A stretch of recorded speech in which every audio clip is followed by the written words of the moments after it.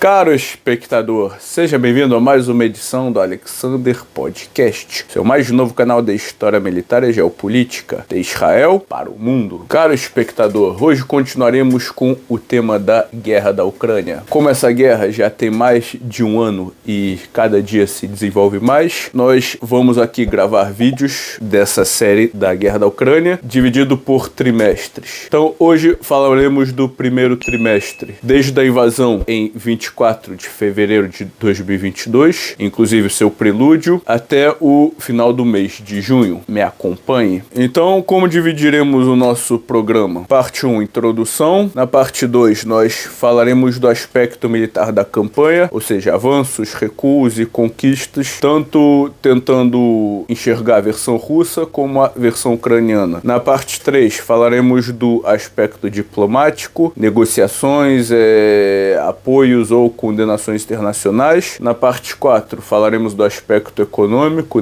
das sanções que se desenrolaram contra a Federação Russa. E na parte 5, nós concluiremos o nosso programa. E antes de tudo, Alexander, que chapéu é esse? Esse chapéu é russo? É de cosaco? É da Ucrânia? Caro espectador, esse chapéu foi comprado em Tbilisi, capital da Geórgia. Certo? Hoje quem patrocina esse programa é minha página de fotografia, alexivenman.picfair.com, o link qual você pode ver abaixo. Você pode encontrar fotos divididos em álbum aqui em Israel, em Tel Aviv, em Jerusalém, das montanhas do Cárpato, na Romênia, das montanhas do Pamir, na Ásia Central, das montanhas do Himalaia, na Índia, na Bulgária e muito mais. Como esse aqui. Essas são as cachoeiras de Plitvice, na Croácia, antiga Iugoslávia, durante o inverno. E aí, vai perder uma belezura dessa? Gostou? Não perca. Continuemos. Então agora falaremos da introdução, do prelúdio inicial da guerra. Como falamos no primeiro vídeo sobre a Crimeia, abordamos o contexto dessa guerra desde o fim da Guerra Fria, ou seja, lá a partir dos anos 90, até se desenvolver em 2008, em 2014, até chegar à guerra em si. Em março, abril de 2021, no contexto de exercícios militares, tropas russas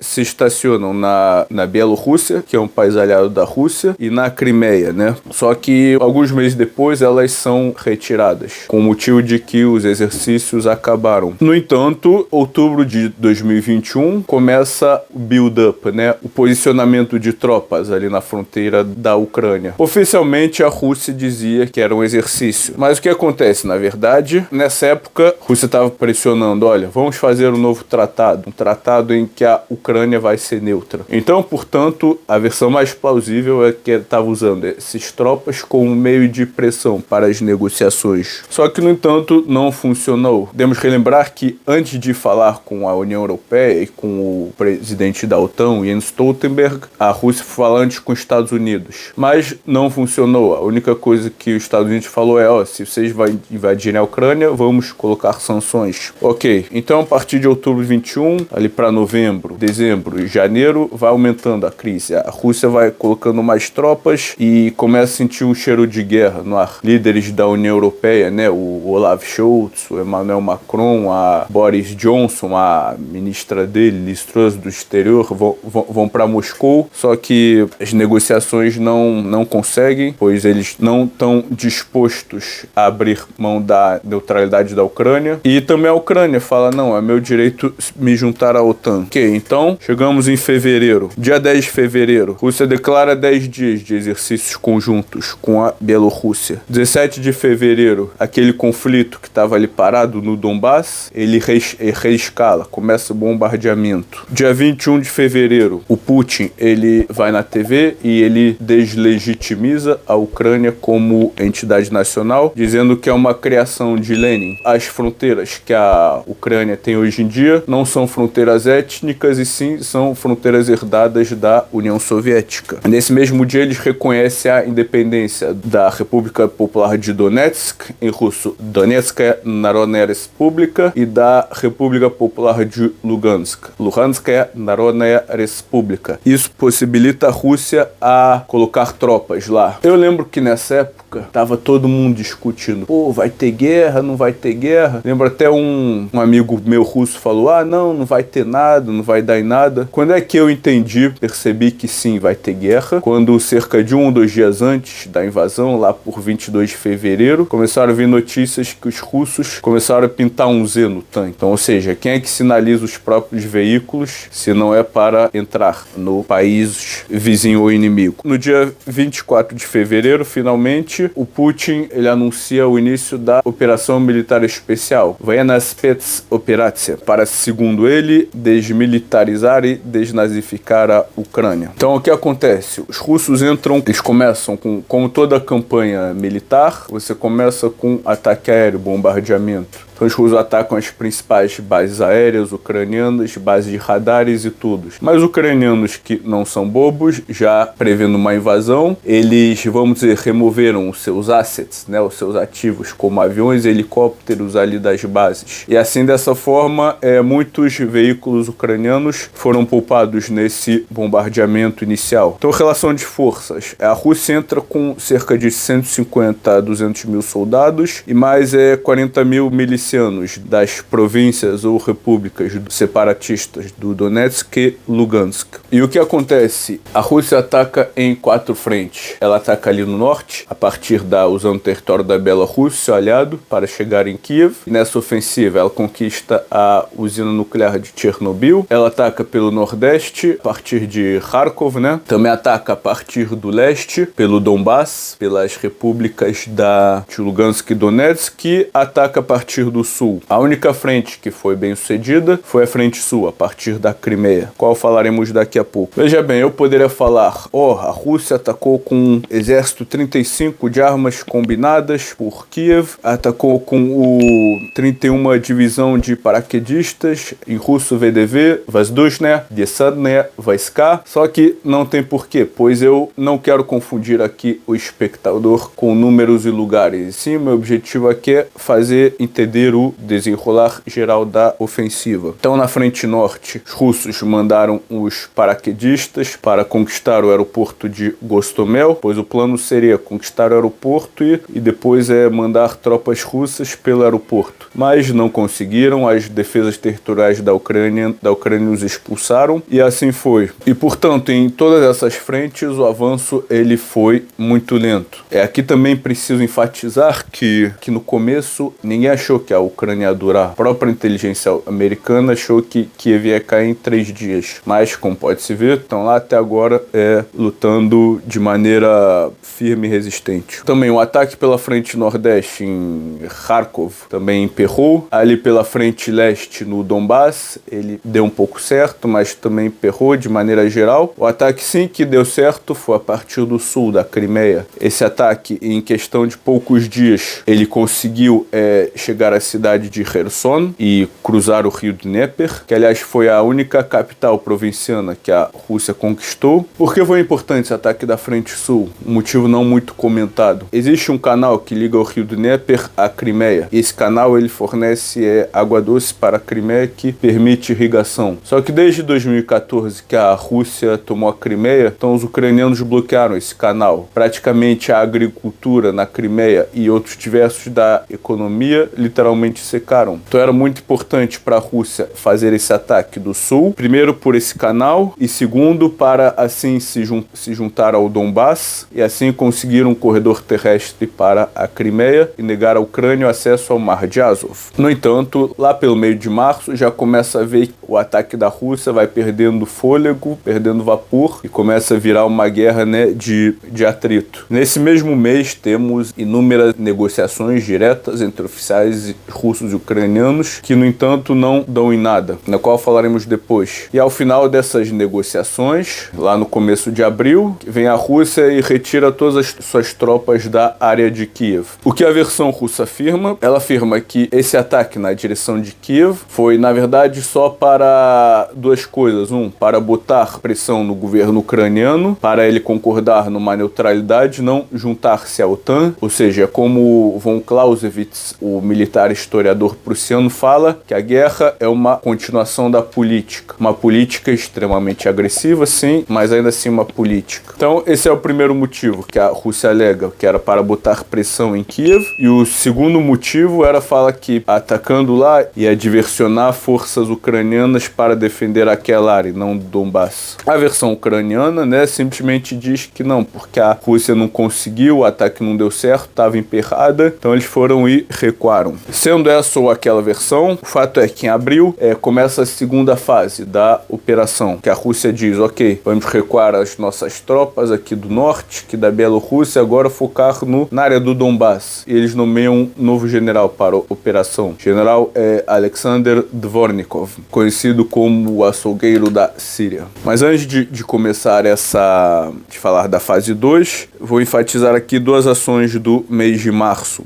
No dia 13 de março, na base de Yavoriv, no oeste da Ucrânia, no centro internacional para tropas de paz, digamos assim, uma base em que muitos militares e voluntários estrangeiros estavam ali. A Rússia, através de um míssil supersônico, vem atacar a base, ao menos dezenas de pessoas morrem e ao menos também centenas com feridos. O que esse episódio marcou? Que aí o pessoal entendeu que a Rússia não estava de brincadeira e que aquilo era guerra de verdade. Não era para jogar airsoft ou postar stories no Instagram. Aquilo era guerra séria. E temos também o massacre de Bucha, que é um subúrbio na Ucrânia, qual vários civis e prisioneiros de guerra foram mortos. Existem versões que falam isso, versões que falam aquilo. Não vamos entrar no assunto, mas o fato é que as cenas, imagens desse massacre, desses civis mortos, isso encerrou com as negociações de paz, né? Lá no final de março, começo de abril. Então voltamos na fase 2. O que temos de relevante na fase 2 é a Rússia, ela consegue fechar o acesso da Ucrânia para o Mar de Azov e começa o cerco à cidade portuária de Mariupol. E dali, e após conquistar Mariupol, os combatentes ucranianos refugiam-se na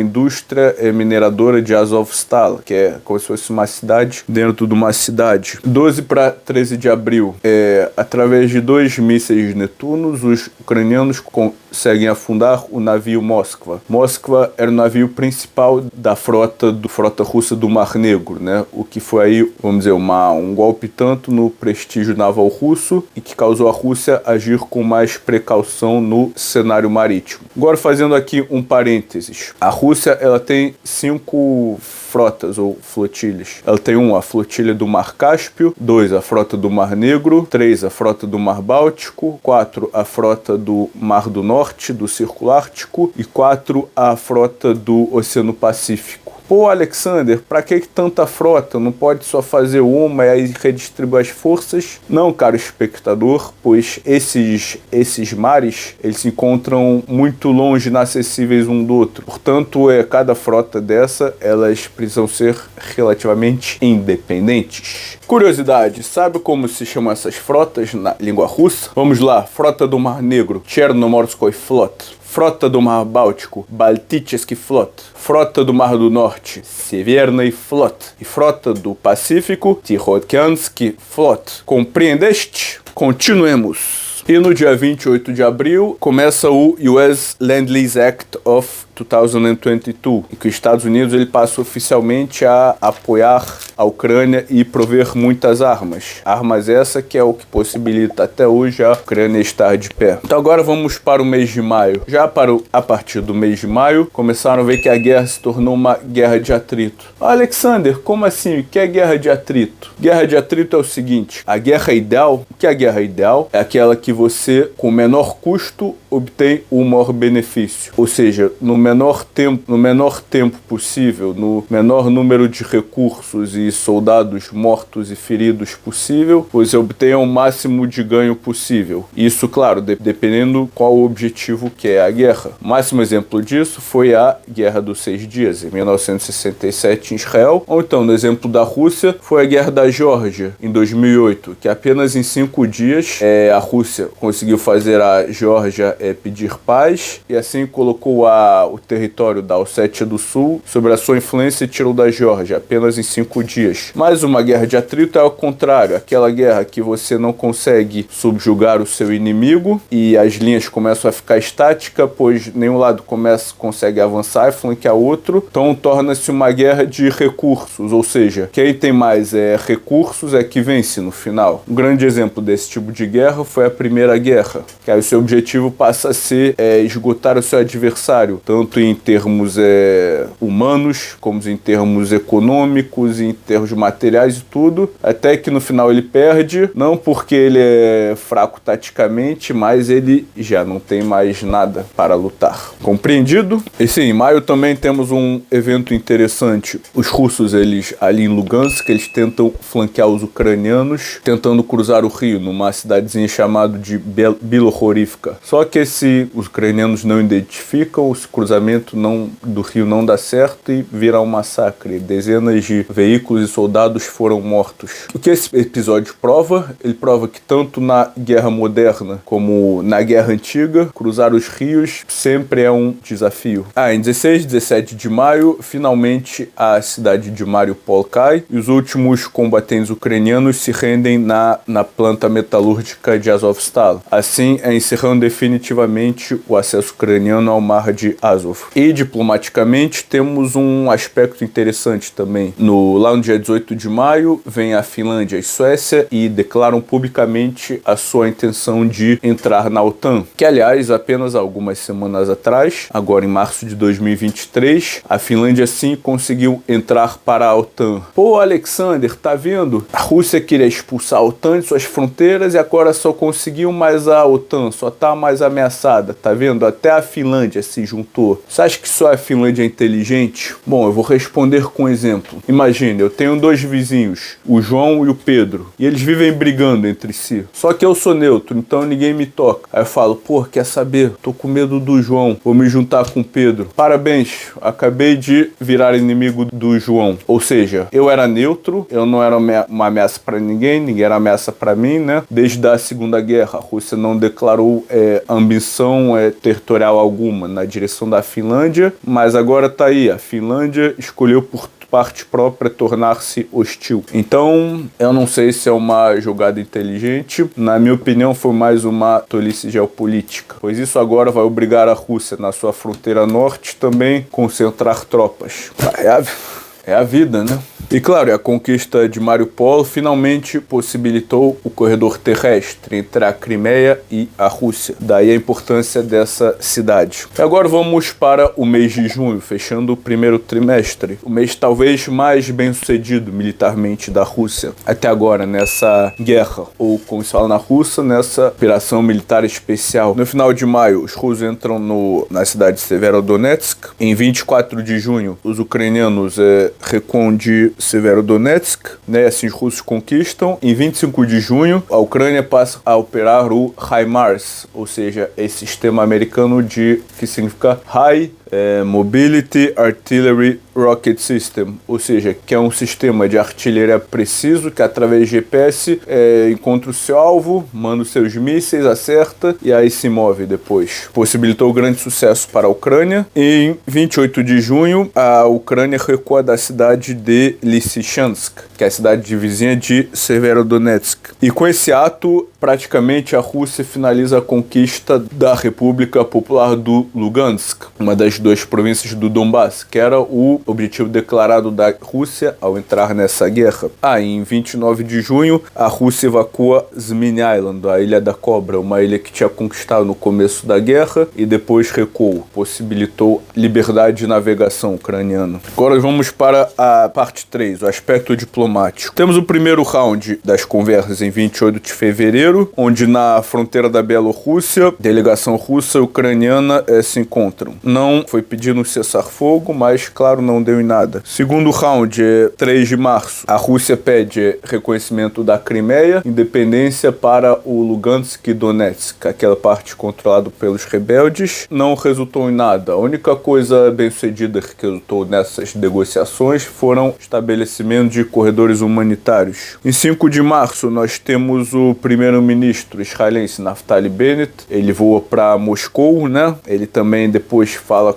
telefona os líderes ocidentais dos Estados Unidos, Alemanha, Europa e tudo, mas também não dá em nada. E aqui é interessante, pois alguns meses atrás, o Naftali Bennett, que já não é mais o primeiro-ministro, ele deu uma entrevista na TV israelense e ele fala que na época, com as negociações tudo, ele estava sentindo que tinha 50/50 de chance. Ele falou que quem é que sabotou as negociações foram os líderes ocidentais, que falou para a Ucrânia continuar, que vamos apoiar, você pode derrotar a Rússia e etc, né? Isso é o que ele afirma. Ah, Alexander, quer dizer que, a culpa é do Ocidente, tudo? Não, eu não acho isso, pois e a Ucrânia? Ela não tem voz própria, né? Não é ela que está em jogo aqui. Mas, enfim, essas coisas não são fáceis. Temos o terceiro round em 7 de março, também não dá em nada. Depois em 10 de março, que agora já é na Antália, né? Na Turquia. A Turquia se oferece para mediar esse conflito. Temos depois o quarto round de 14 a 17 de março. Terceiro round, 21 de março. Enfim, essas negociações não dão em nada. É preciso lembrar, claro, espectador, uma guerra, quanto mais antes são as negociações, mais chances tem ela de dar certo. Pois se já passou muito tempo e torna-se uma guerra de atrito, lados não estão dispostos a negociar, pois, como dizia o meu professor de Relações Internacionais, com o seguinte exemplo: você liga lá para a operadora de telefone, se tem um problema, tá bom, eu tô aqui 2 minutos, não atendem, eu desligo. Mas, já tô 30 minutos. Vou desligar agora. Fiquei esse tempo todo para desligar agora. Então, o mesmo se passa na guerra. Os lados falam, agora que eu já sacrifiquei tanto, eu vou negociar agora. Isso, por exemplo, foi o que aconteceu na Primeira Guerra Mundial. Por isso, o confronto se prolongou e teve o tamanho que teve, né? Esperemos, claro, que esse conflito também possa terminar em breve e que não se desenvolva para uma terceira guerra mundial. Conclusão da parte 3. O final de fevereiro, mês de março, foi a única época em que houve negociações diretas entre delegações russas e ucranianas, pois depois só houve assim, declarações, mas não encontros diretos. Pois, como falamos, ao final de março aconteceu aquele massacre de Bucha, então os ucranianos falaram, não vamos negociar, a Rússia é cruel, etc, tem que derrotar ela. E o ponto B é o seguinte: o que a Rússia queria nessas negociações? 3 coisas: reconhecimento da independência do Donetsk e Lugansk, reconhecimento da independência da Crimeia e garantia de neutralidade da OTAN. Sendo assim, a Rússia prova o fato de que a invasão de Kiev era de fato para botar pressão na Ucrânia para negociar, um método agressivo, mas não funcionou. Isso inclusive também confirma a teoria de que os Estados Unidos ele queria essa guerra para enfraquecer a Rússia e assim prolongar o conflito. Como meses depois o gasoduto do Nord Stream foi explodido. Mas isso falaremos só no próximo dos próximos episódios. Certo? Vamos agora à parte 4, parte de econômica e sanções. Ou seja, logo com a invasão da Rússia, veio e choveu sanção na Rússia. Tanto que hoje em dia a Rússia está tendo o livro dos recordes, o país mais sancionado na história mundial. E essas sanções elas vieram de 5 formas.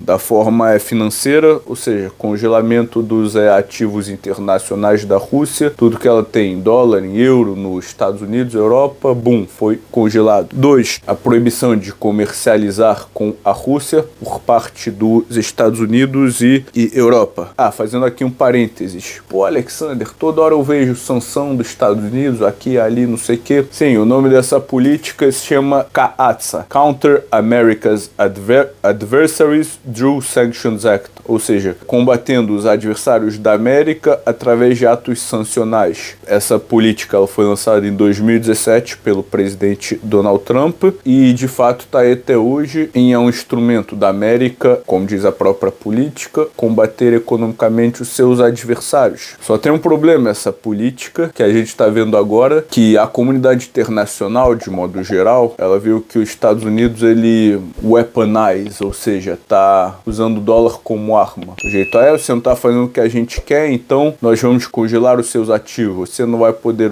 usar dólar. Se os Estados Unidos quer combater dessa forma, tudo bem, direito deles, certo. O problema é que para a comunidade internacional, você olha, pô, hoje é com a Rússia, que é uma potência nuclear. E se amanhã os Estados Unidos não vier com a minha cara, não gostar do que eu tô fazendo? E aí, vão tirar todos os meus dólares e tudo. Então também eu vou tentar passar a trocar meus dólares em ouro, outras moedas e etc. Então assim o dólar ele foi perdendo a força. De certa forma essa política foi um tiro no pé, digamos assim. Terceiro ponto, a Rússia foi desconectada do sistema SWIFT, ou seja, do sistema bancário mundial. Se você for na Rússia com o seu Mastercard ou Visa, ele não vai funcionar. Quarto, sanções contra indivíduos russos, ou seja, indivíduos ligados ao governo, tal dos oligarcas, né? Que seriam os oligarcas? São grandes empresários russos, milionários ou bilionários, ligados ao governo, tanto no setor energético, no setor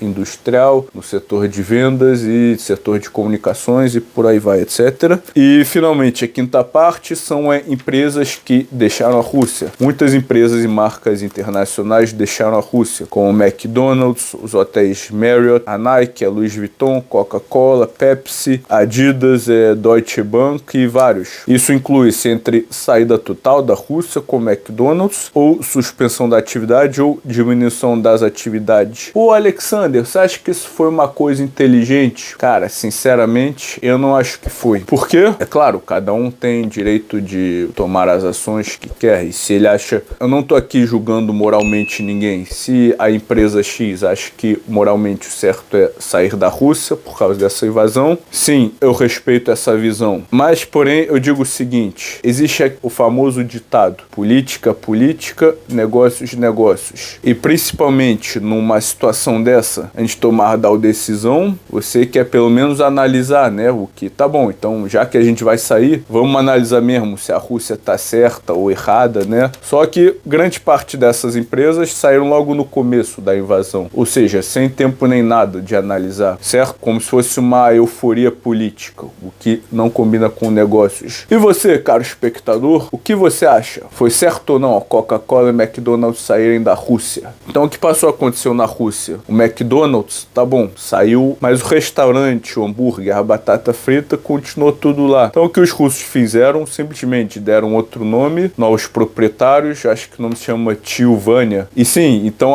qual foi a diferença agora? Que você não precisa pagar royalties para a marca McDonald's. Mesma coisa com, por exemplo, os hotéis Marriott ou outros hotéis. O nome do hotel saiu, mas o prédio e os quartos continuam lá. Qual a diferença? Você não precisa pagar royalties para a marca. E assim com tudo mais, marcas de roupa, etc, etc. O que prova novamente que política e negócios não vão bem juntos. E agora, finalmente, caro espectador, chegamos à conclusão. É claro que eu tenho muito mais para falar e vamos continuar falando, né, nos próximos episódios dessa série, mas aqui vamos hoje obter 3 conclusões principais. Primeira conclusão, a guerra moderna. Se você se lembra, caro espectador, em setembro e outubro de 2020 ocorreu a Segunda Guerra do Nagorno-Karabakh. Ah, Alexander, o que foi essa guerra? Essa guerra foi o seguinte, voltando lá nos anos 90, na dissolução da União Soviética, na área do Cáucaso, começou conflitos étnicos de fronteira entre a Armênia e o Azerbaijão. E na época a Armênia venceu e conquistou o território. E desde então sempre tem sido uma fronteira tensa. Em setembro de 2020, após trocas de tiro na fronteira escalarem a tal modo que conflagraram numa guerra total. E essa guerra durou 1 mês e meio, só que dessa vez o Azerbaijão venceu. Não só venceu, como venceu de goleada, vamos dizer, venceu de 7-1.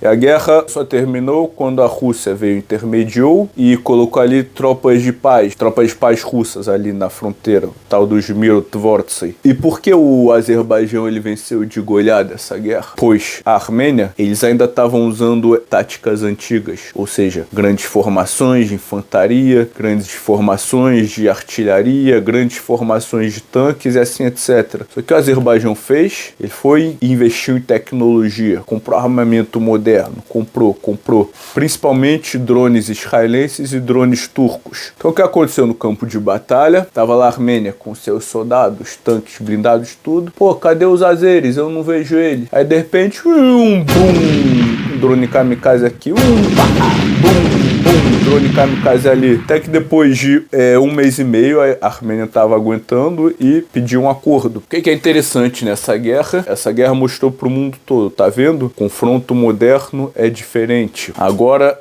a tecnologia, comunicações, principalmente drone, é essencial. Falaremos disso nos próximos episódios, mas só que não é mais como na Segunda Guerra Mundial, que você consegue esconder formações, exércitos inteiros e atacar de surpresa, né? Hoje em dia temos satélites, vigilância e tudo mais. Segunda conclusão, qual foi o erro de Putin? Primeiro erro foi subestimar a Ucrânia, achou que não ia lutar, que mal iam resistir, né? Que, aliás, não foi só erro dele, né? Muitos países acharam isso, inclusive Estados Unidos, que no começo da guerra ofereceu uma carona de avião lá para fugir da Ucrânia. Quando ele falou, não preciso de uma carona, eu preciso de armas. O segundo ponto, o Putin achou que muita gente no leste da Rússia, no leste da Ucrânia, pelo fato de falarem russo, iam receber os russos de braços abertos, o que não aconteceu. E o terceiro erro foi achar que, como a Europa depende do meu gás, né, do meu gás e petróleo, né, até a invasão, 40% do consumo energético da Europa vinha da Rússia. Então, como eles dependem de mim, eles não vão fazer nada. Mas eles sim fizeram e se juntaram aos pacotes de sanções como os Estados Unidos. Foi um tiro no pé? Sim, de certa forma foi, mas falaremos disso nos próximos episódios. Eu também acho que o Putin ele tinha um motivo para achar que seria fácil a invasão, pois